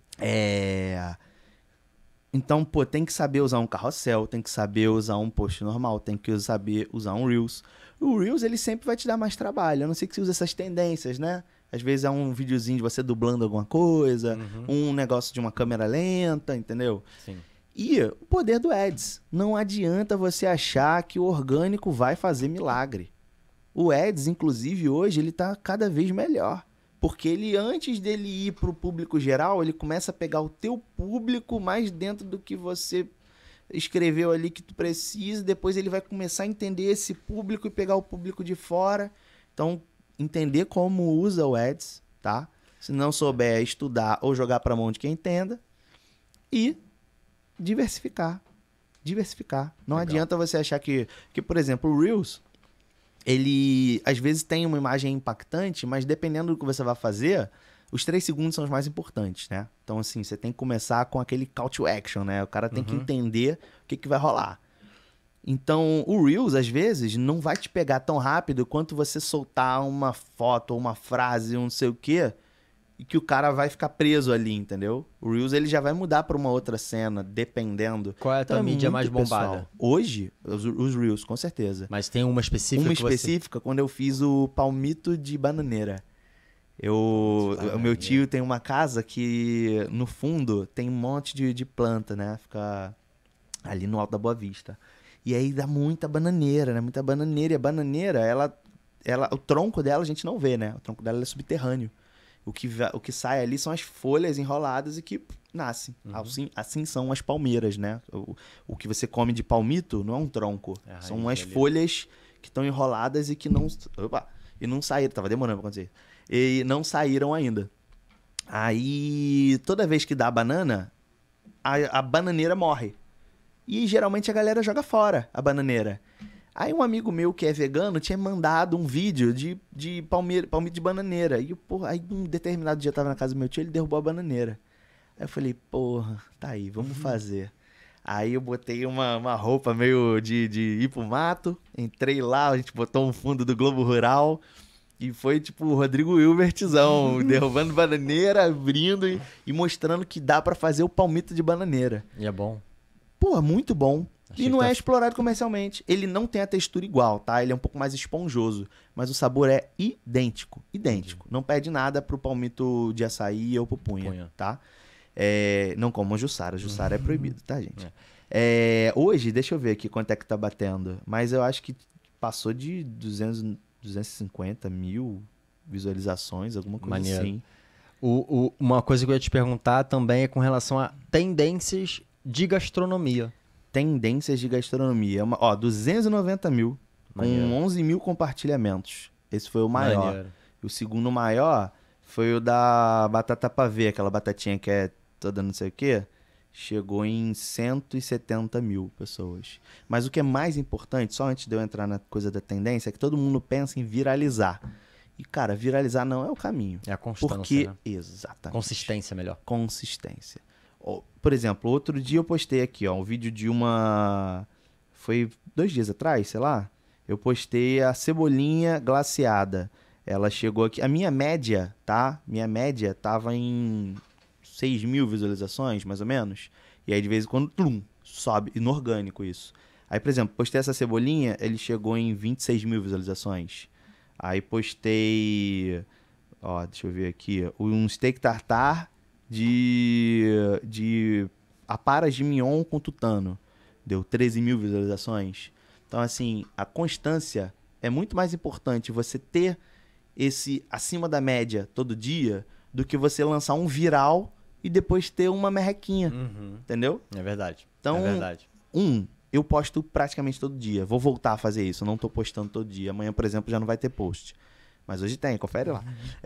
Eu tô esquecendo que hoje é quinta, mas o podcast sai Só terça-feira que vem? Então na terça vai ter post. Eu vou dar um jeito. Tá saindo hoje, na verdade, que você tá vendo. Exatamente. Vai ter post aí. Dá um confere lá.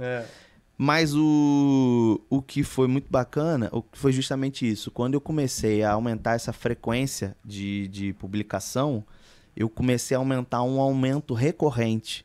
E poucos vídeos começaram a performar abaixo da média, porque acontece. Às vezes você se dedica, faz o vídeo perfeito e o algoritmo tá de mal contigo, meu amigo. E aí a visualização vai lá pra baixo. Acontece. Tem dia da porta caça. dos fundos que Deus é algoritmo, né? Mano. Um dia você tá bem, outro dia você tá mal, e essa é a vida. Agora, falando de tendência, acho muito legal isso, porque a gente estava falando aqui também, antes de começar, sobre o comportamento da gastronomia no Rio de Janeiro. E aqui é muito comum, por exemplo, inaugurou um restaurante super bacana na Zona Sul. E eu falei, nossa, que lugar maneiro. E, pô, tô doido pra conhecer. Aí fui ver o cardápio, steak tartar, mignon com piemontese. Pô, pode ser. Fettuccine paiar lá. Pô, pode ser o melhor steak tartar do mundo. Mas caramba, mais um steak tartar? Sabe? Então, assim, no início até faz sucesso. Rola bem. O cara vai lá, vai vender. Por quê? Porque a galera quer ir lá, quer tirar foto, quer aparecer. Agora, daqui a 2 anos, como é que vai estar? Então, você tem que ser diferente. É a história lá do Mar Vermelho e Mar Azul, né? Do marketing. Você tem que sair do oceano vermelho e entrar no oceano azul, que você é o diferente. Você está fornecendo um produto. Quando você fornece um produto diferente, quem é teu concorrente? Agora, pô, se você oferece um steak tartar, a não ser que você dê um valor ali maneiro nesse steak tartar, você só tá fazendo mais um steak tartar. Pode ser até melhor do que todo mundo, mas como é que você comunica isso pra galera? Sim. Quando você comunica essa diferente, tu tá indo pro oceano azul. Então você tem que explorar isso, você tem que tentar buscar alguma diferença e se reinventar. E a tendência é isso, né? É você puxar. Entendeu? Por exemplo, agora o tópico é BBB. Cara, você tem que dar um jeito. Tem que comunicar com esse Tem que assunto. comunicar, entendeu? Você tem que estar ali e isso exige muito tempo seu. Por isso que eu falo assim, quando você já tem uma possibilidade de botar uma outra pessoa pra pensar nisso pra você, faça. Mas também não deixe de participar da estratégia. Tira a mão das compras que tu tá indo aí para supermercado comprar o negócio que esqueceu e, pô, bota a cabeça na estratégia, entendeu? É isso aí, é isso aí. É muito importante. Então, é tradição aqui do programa, todo que vai chegando ao final, a gente pede aí uma indicação sua, né? De algum conteúdo que você esteja consumindo, ou pode ser um livro, ou pode ser um podcast, enfim, deixar uma dica pra galera aqui que o Gabriel Negro... Alguém que te inspira, que tu segue. Antes disso, a curiosidade, você é Vamos parente do Thiago Negro? Espero que sim. E que eu descubra, sabe aquela história? Tipo, pô, um tio morreu e deixou uma herança pra você. Era meu irmão. Caramba, espero. Não, sabe qual é bizarro? ele é a cara da minha avó. Aí, Ele ó. é a cara, juro por Deus, eu vou mandar uma foto pra vocês, pra vocês botarem aqui, ó, Existe um no pip. existe um upside down que... Ô, Tom, Cara, ô, Tom, quando a gente publicar esse episódio, vamos marcar o Thiago Negro aí. Por favor, primo, me ouve aí, cara. Segue a gente aí, pô. Segue a gente aí, cara. Mas é bizarro. É, cara. Qual era a pergunta mesmo? Esqueci. Indicação. Cara, um cara que me inspirou muito foi o Heston Blumenthal. Foi um chefe inglês que ele... Escreve isso aqui pra mim, que Porra. eu não... Quando ele falou eu ia... H-E-S-T-O-N. Quando ele falou eu achei que ele ia falar Harry Potter. Não, mas o cara é quase um mago, meu irmão. O cara, quando eu tava nessa fase de caçar conteúdo, eu consegui o livro dele. Ele era chefe do Fat Duck, um restaurante lá na Inglaterra. E ele tinha um programa chamado In Search of Perfection, né? Em busca da perfeição, pela BBC. E ele fazia tipo assim, ó, eu vou fazer o melhor hambúrguer do mundo. Aí, o que ele fazia? Ele ia para o laboratório de ciências testar a resistência da mordida do pão, o ponto da carne, tudo. E aí ele montava o hambúrguer Bem a tua parada, ponta a ponta. Aí eu falei, cara...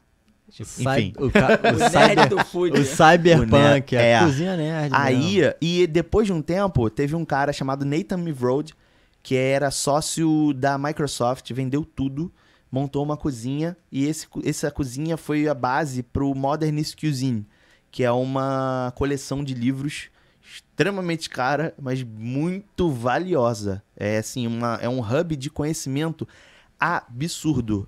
Legal. Começa pelo Modernist Cuisine at Home, que é o Como Fazer a Cozinha Perfeita, que é uma coleção um pouco mais barata, parcela em 10 vezes no cartão, mas vale muito a pena mesmo. E hoje em dia tem Modernist Pizza, Modernist Bread, Modernist Bakery, tem vários. Tem é português ou tá traduzido? O Home tá traduzido, os outros eu não sei.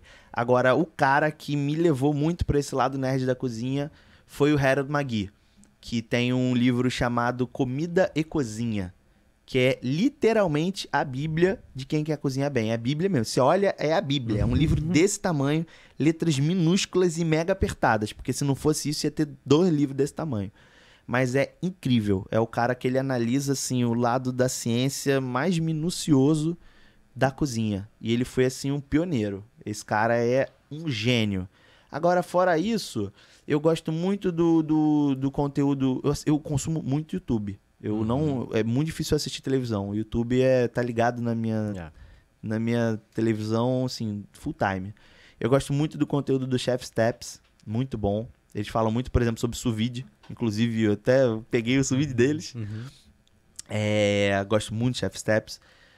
Tem o Joshua Weissman, que é um cara maneiro. Eu me identifico muito com ele. Ele é realmente esse cara aí que estuda o lado científico. E ele faz muito assim, cozinha com $10, entendeu? Isso é gringo. Tem um podcast muito interessante que se chama O Joio e o Trigo, que ele fala muito da relação social da comida. É brasileiro, é fantástico para você entender. Por exemplo, eles falam um episódio de como o leite condensado mudou a confeitaria brasileira. Legal. Por que não existe mais marmelada na prateleira do supermercado? Por que o Brasil é o único país que chama café da manhã de café da manhã? Que é breakfast, é desayuno, enfim. Então, assim, o lado sociológico da comida, que o Harold McGee também aborda, tá? Legal. Mas eles trazem no âmbito brasileiro. E isso que eu acho fantástico. Fantástico. Maneiro. Antes da gente encerrar, Tom, consegue colocar a imagem do nosso patrocinador deste programa aí na tela pra gente fazer pra gente pagar as contas, pagar o boleto? Temos que pagar boletos também. E galera... Agora a Rafinha chora. Ei, moleque. Rafael, meu parceiro lá da Farm Fritz, né? O sabor fresco da terra, já diziam lá os belgas, né? A Farm Fritz é uma empresa internacional, multinacional, parceira da Rio Quality e do Pod RJ, apoiando o nosso programa. Quem não conhece a Farm Fritz, é uma empresa de batatas congeladas, diversos tipos exclusivos e cortes exclusivos de batata.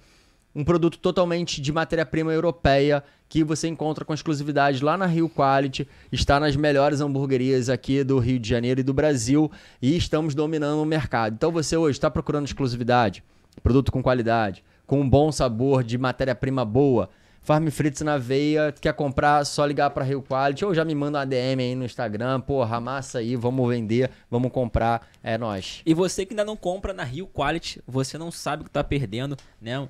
Preços excelentes e a logística por conta da Rio Quality. Então, você vai ter mais tempo para pensar estratégia pro seu negócio, pensar marketing, enfim. Pô, vou te contratar, moleque, tu tá vendendo Rio Quality pra caralho. Fora as soluções, né, pô? A equipe que dá o maior suporte do caralho. Você que trabalha delivery, não deixe de conhecer o JJ, a maior plataforma do Rio de Janeiro. Vamos lá, pessoal. Eu digo mais, tá exclusivo aí numa plataforma grande, né, no iFood da vida, tá correndo risco. Exatamente. Monta o seu delivery próprio, trabalha a sua marca, o seu canal de venda, isso aí. diversifica, escuta aqui o mestre, né, o cientista, o nerd do food, né, e vamos aí fazer essas parcerias, galera. Vamos construir sua própria base de cliente. Gabriel, pra gente fechar, primeiramente quero te agradecer, irmão, de coração. Eu que agradeço, a gente já papo bom conhece demais. do nosso corre-corre aí, da rotina de a gente tentar melhorar o segmento de gastronomia, ajudar esse segmento a crescer cada vez mais, né, um ao outro. E hoje a gente teve a oportunidade de conhecer um pouco mais da essência, um pouco mais desse teu lado técnico, um pouco mais dessa tua paixão, né? Quero aqui já deixar nosso canal mais do que aberto para essas ideias, essas iniciativas, mas eu quero entender um pouco das tuas expectativas para 2023. O que você pretende realizar? Cara, Gabriel de 2023 está cada vez mais focado na rede social, né? Quero, como eu falei para você, meu sonho sempre foi trabalhar com educação, então é muito bom para mim hoje conseguir transformar a vida, a relação da comida com as pessoas usando os conteúdos. Então, assim, meu foco realmente é cada vez mais fortalecer isso. Legal. E tô começando, criando esse projeto Carro-Chefe. Já tá lá no meu site. Se Deus quiser, clica lá também para você. Você, dono de restaurante, conferir. quer ir participar desse programa aí, já se coloca à disposição. Pô, quero fazer o Carro-Chefe. Manda um mané. alôzinho. Eu vou criar uma hot page lá pra galera. Legal. Para que quem quiser entre em contato e, né? Mas cada vez mais focado nisso. E entrando aí no YouTube, se tudo der certo, até a metade do ano. E é isso. Foco completo nisso daí. Entendeu? Gabriel, muito obrigado. Pô, obrigado vocês, cara. Foi um prazer enorme estar aqui do lado de dois feras, bate-papo que... Pô, parece que correu 10 minutos, cara. Que irmão, isso, cara? É sempre assim. Que sempre isso, assim. cara? Que máquina a do magia tempo é essa, do cara? podcast acontece Caraca, isso. cara. Sensacional. Porra. Ótimo programa, galera. Obrigado a todos. Rafa, mais um pra conta. Tamo junto. Valeu, rapaziada. Obrigado Meu aí irmão. pelo... Se inscreve no canal, galera. Obrigado pela participação de todos. Vamos junto. Obrigado. Porra de RJ. Um abraço. Valeu! Pod RJ, o seu podcast que une tecnologia e gestão. Uma realização JJ e Rio Quality. Siga nossas redes, @PodRJ, @JJPedidos, @Rio Quality. Ah, e não se esqueça, se inscreva no nosso canal.